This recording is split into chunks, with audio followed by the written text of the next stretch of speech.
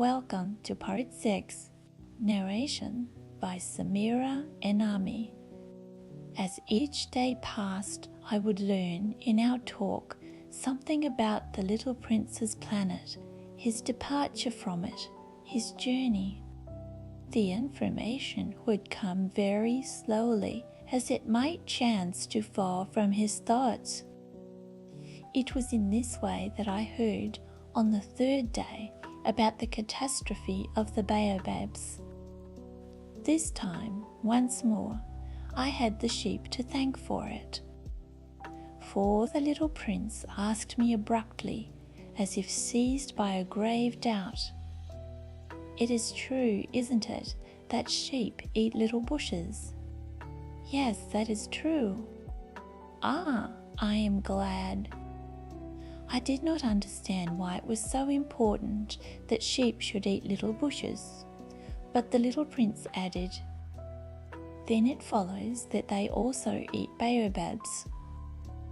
I pointed out to the little prince that baobabs were not little bushes, but on the contrary, trees as big as castles, and that even if he took a whole herd of elephants away with him, the herd would not eat up one single baobab. The idea of the herd of elephants made the little prince laugh. "We would have to put them one on top of the other," he said. But he made a wise comment. "Before they grow so big, the baobabs start out by being little." "That is strictly correct," I said. "But why do you want the sheep to eat the little baobabs?" He answered me at once, "Oh, come," as if he were speaking of something that was self-evident, and I was obliged to make a great mental effort to solve this problem without any assistance. Indeed, as I learned, there were on the planet where the little prince lived, as on all planets, good plants and bad plants.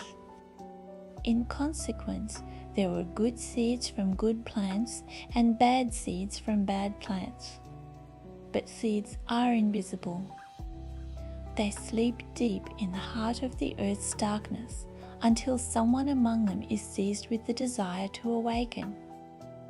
Then this little seed will stretch itself and begin, timidly at first, to push a charming little sprig inoffensively upward toward the sun. If it is only a sprout of radish or the sprig of a rose bush, one would let it grow wherever it might wish. But when it is a bad plant, one must destroy it as soon as possible, the very first instant that one recognizes it. Now, there were some terrible seeds on the planet that was the home of the little prince, and these were the seeds of the baobab. The soil of that planet was infested with them. A baobab is something you will never be able to get rid of if you attend to it too late. It spreads over the entire planet. It bores clear through it with its roots.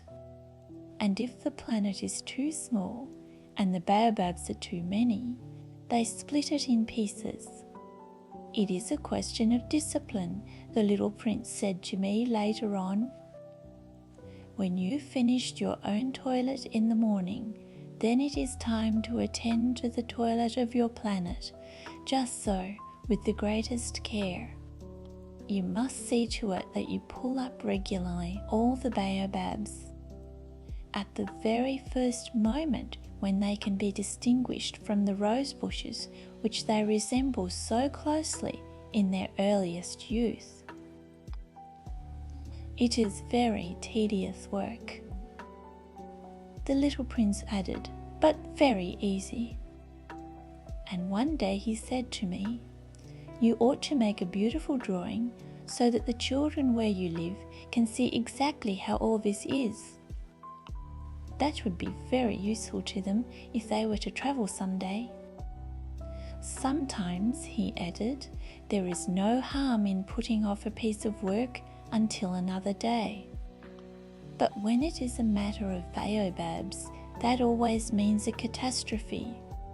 I knew a planet that was inhabited by a lazy man. He neglected 3 little bushes in Daju. So, as the little prince described it to me, I have made a drawing of that planet.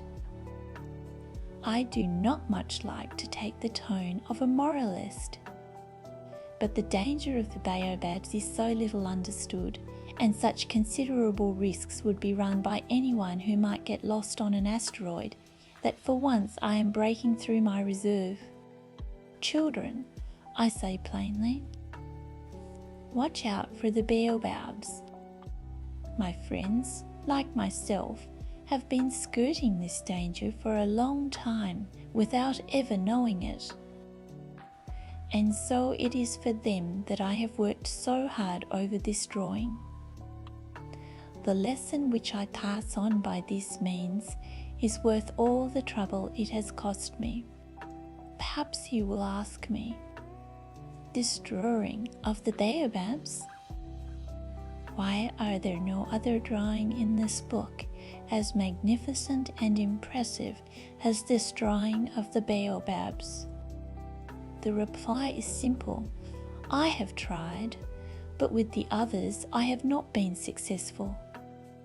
When I made the drawing of the baobabs, I was carried beyond myself by the inspiring force of urgent necessity.